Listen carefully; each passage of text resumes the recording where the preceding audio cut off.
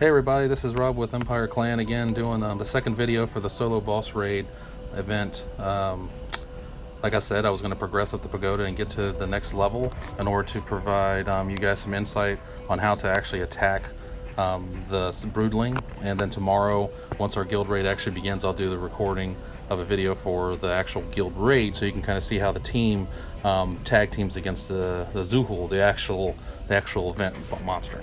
So as you can see, I have some empty spaces for some chests, and I have one that's about to open here shortly, so I'll probably do those towards the end of the video just as an actual bonus. Looks like we have some people that are looking for some guild opportunity, so some donation opportunity from the guild, so I'll go ahead and hook them up. And let's go ahead and look at this thing. So I talked about before, you know, how you get the instantaneous wins, how you'll go ahead and go through the process of exhausting your torches that you have in order to just accomplish the levels based off your hero level. As you can see, like I said earlier in my last video, I was able to get to level 47 because I have a 6 million damage hero smash, which I was able to get up to 47 because the next damage level, or next health point level for the Broodling is over 6 million. So that means after the initial hit, the Broodling's going to have 390,000 hit points. That's going to be easy peasy for my minions to attack because it's nothing regarding the amount of damage they can do. In order for me to go past that, as you can see for the hero smash, I'd have to do level 8 Valen, which there's going to be a while before I do a level 8 Valen because I just don't have the shards, and I do not have the hero dust, and I want to get my rule up to level 7 so I can have all my heroes at level 7. Okay, so I went ahead and got the free torches. I received the free scrolls for the event. I also bought a couple scrolls because I like to sandbag some for the actual guild event. Again, if you want to buy more scrolls for this event rather than buying them directly up there, you can always spend gems using these tiered hero event offers. Entirely up to you if you have the gems to do it. I only buy up to usually tier 4 or tier 5 if I need to, based on my hero and how close they are to the next level. But right now I don't need it because the only reason I'd buy it is probably for the essence, and I don't know, that just seems a little steep for some essence, and I don't know why the screen's not showing it. It's weird. Okay, well, either way, it's not supposed to go past the screen. That's kind of weird. Does the other ones do that as well? No, they're short enough. Maybe that's a programming glitch. This is on my iPhone, but it should not be doing that. That's weird. Maybe it's just they just don't have it formatted right. Either way, I digress. I'm not a programmer, so this isn't my game. So without further ado, guys, I'm going to go ahead and go with the first level that's available for me to actually do physical attacks. As you can see, I have a handful of cards that I'm using.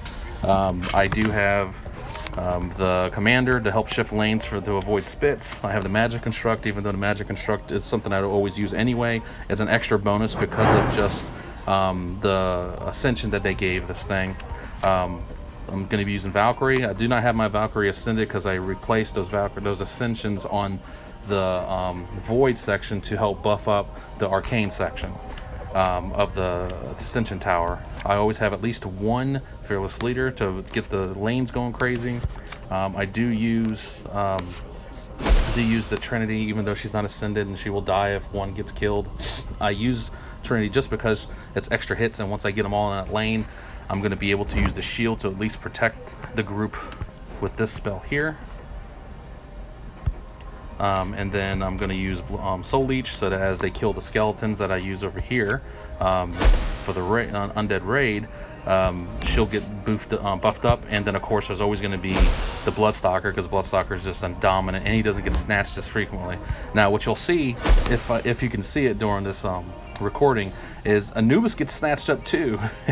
I think it's because of just his constant regeneration. It's not like he does crazy damage to the spider. It's just that he regenerates the skeletons, so I am assuming the algorithm sees him as a threat, so that's why they try to eliminate him from the attack. So there's my deck that I'm using for this raid. So let's go ahead and try it out. The Broodling and its drippy jaws. Okay, so you'll see the initial hit will go smack. Alright, now there's a couple things on here you don't want to let, like this thing I'm destroying right now. That is something you definitely do not want. to have spawn. So I'm just gonna start loading things up. I'm gonna go ahead and do my commander here. I'm gonna shield everybody. And see, now everybody's protected. Now I'm gonna use Service Leader and just watch the power just dwindle away. I'm not even gonna lay down Trinity.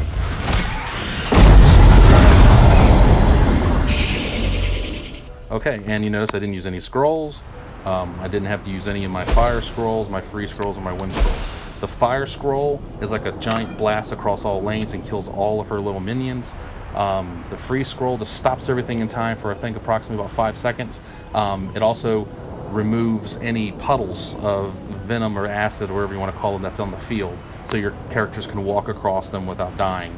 And then the last one is wind, which it speeds up your minions' attack speed like double. It just makes them go crazy fast. But it also removes all the spider webs you'll see, which slow down your minions being able to progress to the other side.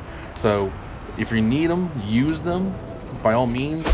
But I'm a stickler of not wasting things unless I really have to.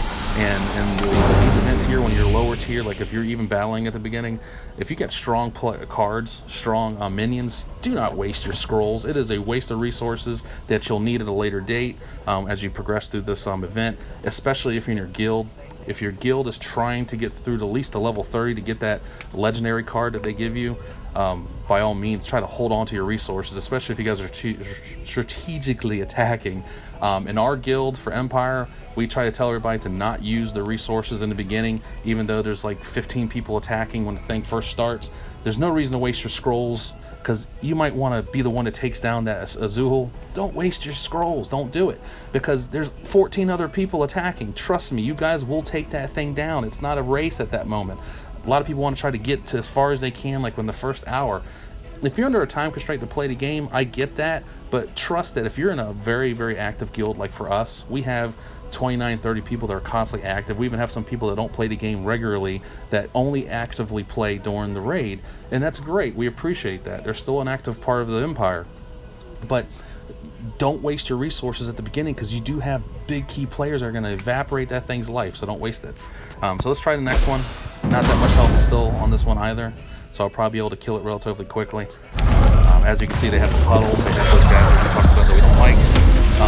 The blue ones that are down here, these buggers like to grow, so definitely take them out if you can. So I'm probably going to lose her. Oh, I did that good. Okay, so I'm going to drop everybody in the middle lane. I'm going to go ahead and shield everybody. And that should be enough. I'm just going to go ahead and throw Bloodsucker just to have them on the field and let them look pretty for a second.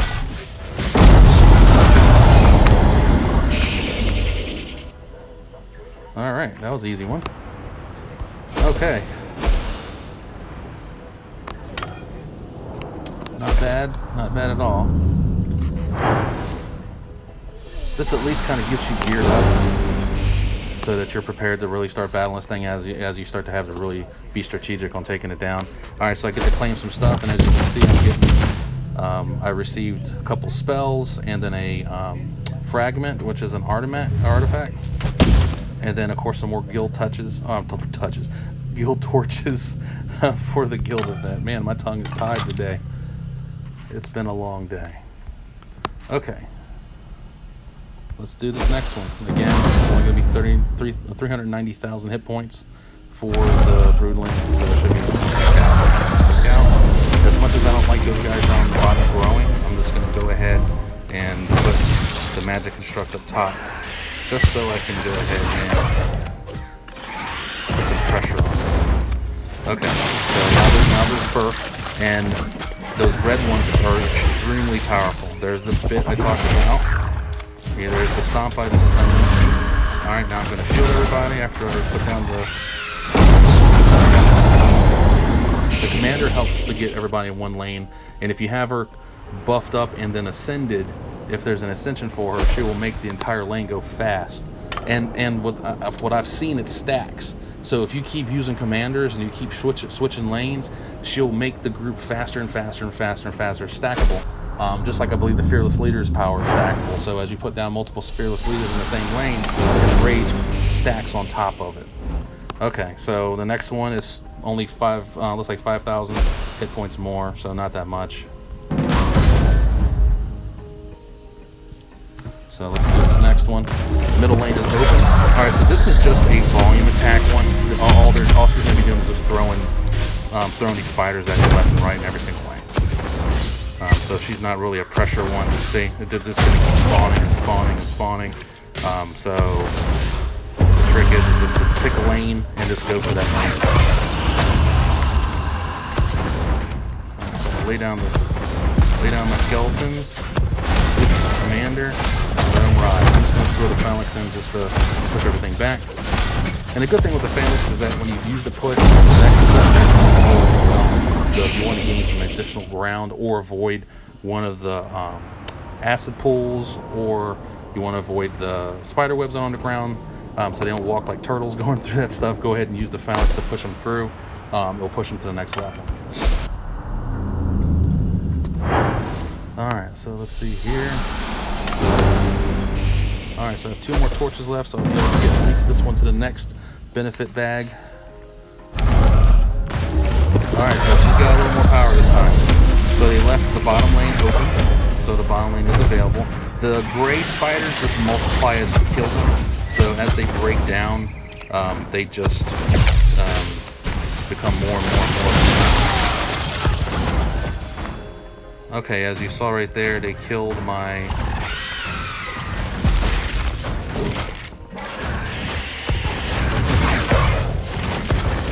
So they killed my train, which is sad. I'm going to put everybody in the same lane now. I'm going to put down... I'm not worried about the portal. If you notice, I don't give a shit about the portal. A lot of people, especially in our guild, waste their resources and money on enhancing the guild portal. It's a waste of money. It does not matter, because you're never going to have enough damage unless you just don't have any resources to even care about the things attacking your portal.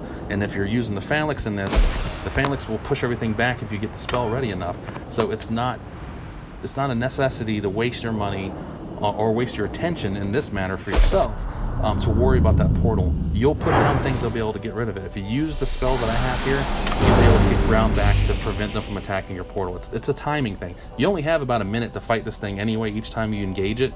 So why worry about boosting something up, or worry about the damage being done to something that is not going to carry over to the next battle? It's a waste of attention. Okay, so I got some additional spells, which is good because I'm using one of those spells right now, so I can probably boost it up now. And then a nice royal belt, which is good. It looks like a good piece of inventory, so let's check it out. See if it's an upgrade to what I'm currently using. Okay, so it's here. There's the new one. So I already have a level 13, and as you see, the one that I have that's blue is actually better than the one that I have that's purple. Alright. Because see, this one has siege damage, spell power, and minion ability, which is great. This one has the movement speed, which I kind of would actually like, but it looks like that's being trumped by the spell power. So let's see what this one has. Alright, so this one gives me siege damage. It would give me shock chance, which is not really something great for this event. Spell power. So let's see, since we're on this, let's go ahead and check it out, see when I can use my forging dust to enhance this thing and make it stronger, so I can see what that third secondary stat is, which is kind of an oxymoron, right? Third secondary stat? Shouldn't it be just a third stat? It's kind of, I never really paid attention to that until now, just reading it. Okay, so as you forge, you can see that the cost is getting getting higher, and the chances of success is reducing. So before it was high, now it's down to medium. So it will eventually tell me that's low, which then should start making me just piss away my forging dust, which aggravates the hell out of me, because it always does it when it's the highest cost. So you end up losing like 1,000,000 forging dust. Let's cross our fingers and hope that it lets me get it forward. Oh, look at that! Wow, and it's a magic find. I have noticed through these last set of raids, I'd say probably the last 4 or 5 raids that we've done, that any equipment that you receive from the raids always will have a damn magic find, which does me no good during these events, because the magic find is only for the campaigns. all it does for the campaigns is allow you to have a better chance of finding better equipment.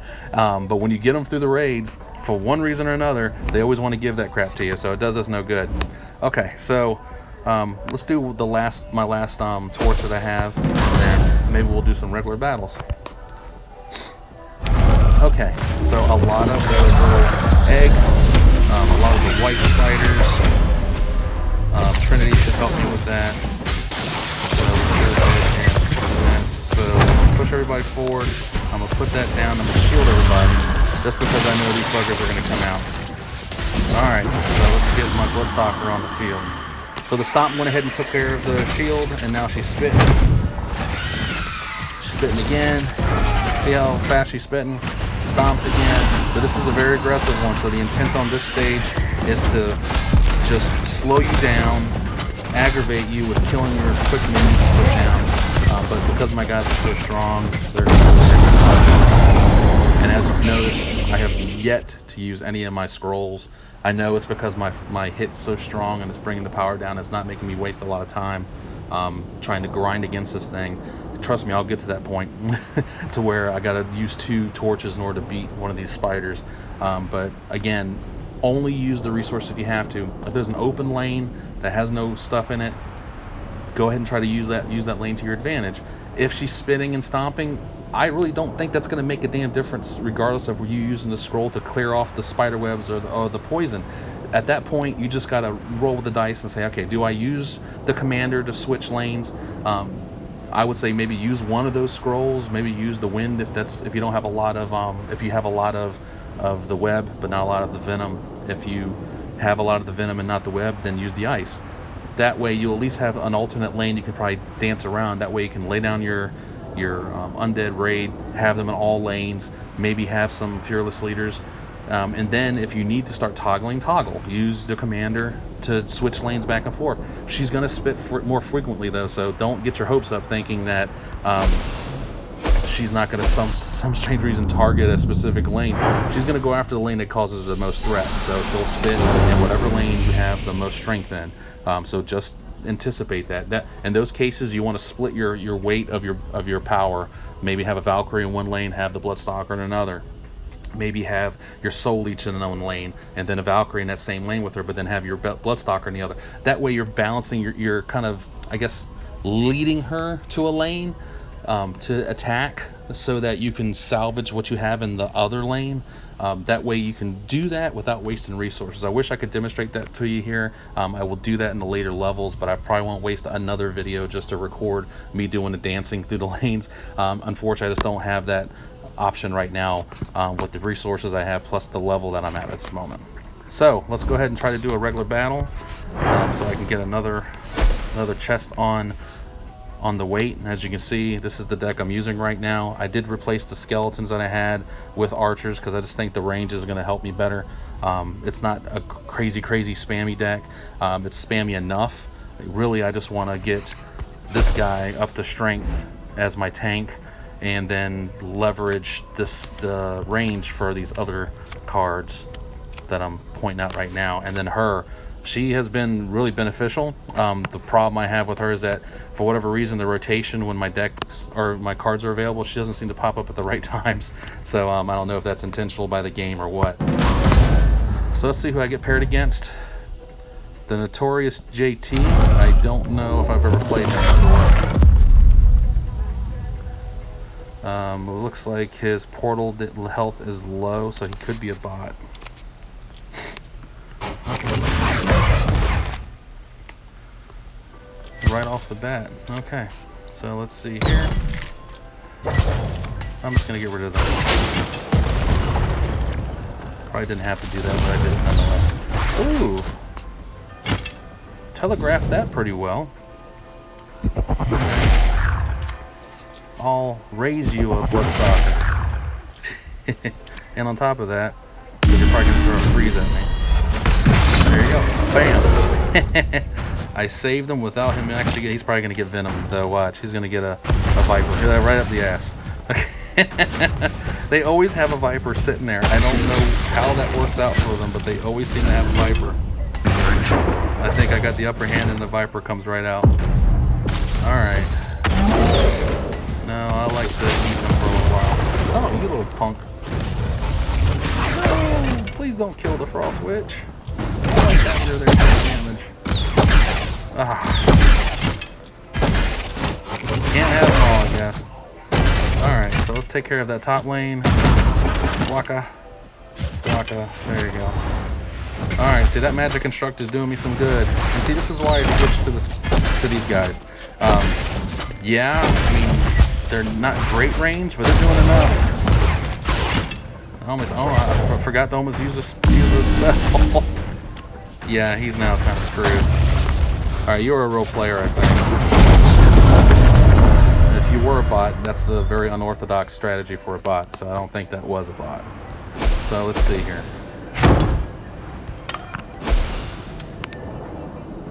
Okay.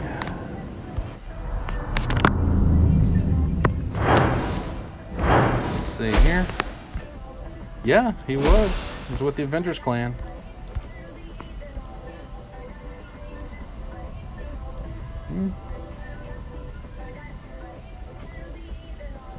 Okay. Well, he's a high donator too. Hey, if you ever want to come to the Empire, come on, join. Alright, I get the power up 1 minion, so let me just go ahead and do that here. Alright, so since I have my deck being used here, who should I power up? I can level up a bunch of people, but who do I want to waste my power up money on? Oh, I can power up my Amazon. Let's go ahead and do that. The reason why I'm choosing her over some of the others is because I'd like her to have a little bit more of the advantage against another level 11, also do more damage and have more attack health, because I can use him still at the distance. Even at his level, his distance helps him. He's got the best distance in the game.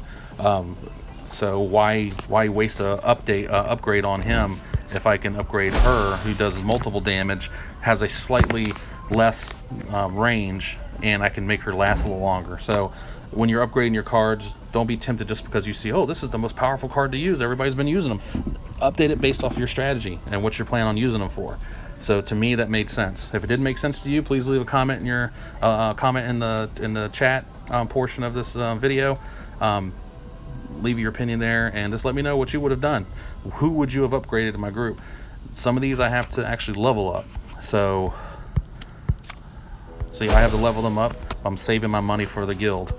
So we'll see how that rolls. So let's do one more battle and then we'll call it a night. I hope everybody's enjoying these videos through the series. Hopefully it's being informative to you. If you're a new player, I hope it's helping. If you're an older player that's just watching me because you're part of my group in the guild, thanks for watching. I appreciate the support. And if you have any suggestions for a video that you would like to see me create, just shoot me a message. Let me know. I'd be more than happy to see if I can squeeze it in. Alright, there you go. I was like, wait a minute, are you playing or what? I hate it when they stop and they don't. I mean, I know sometimes the draw is what does that. Oh, you killed her, you punky Brewster. Alright, I get it. You didn't like her because she was white. The white witch, not the red witch. Oh, I didn't even realize you had that. Well played. Okay, so the Viper, he put him in the middle of the field, so it's going to give me a bad disadvantage here. So I'm actually going to wait to use my spell on him because I don't want to waste. Actually, you know what? I'll just put these guys in the middle. See, there's the Brute again.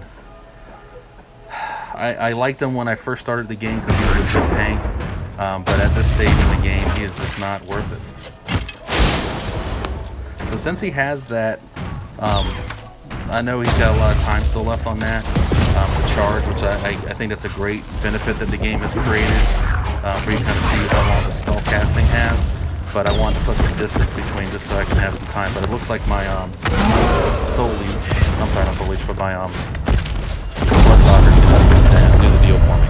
So hopefully you guys are seeing the strategies I'm using. I know I'm trying to explain as I'm playing, but you know, sometimes you really lose focus if you're talking at the same time trying to put down cards.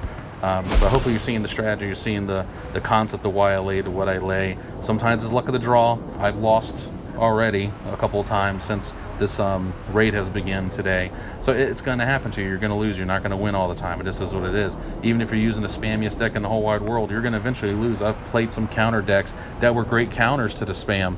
So they're out there. Their strategies. Just look at the leaderboards, see what other people are playing, adapt their strategy to your own, and just play the game and have fun, guys. That's all I can really suggest. Other than that, that is it for this vid. I hope you guys enjoyed it.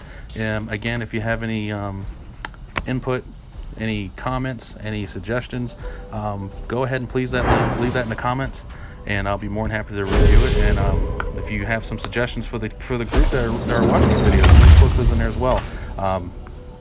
I always look forward to reading those, and just waiting for the first best suggestion that comes through that I can work into one of my videos. So please supply your input. Other than that, guys, I appreciate you guys watching the video today. As I always say in my videos, stay safe and stay sharp, guys. Talk to you guys later. Until next time.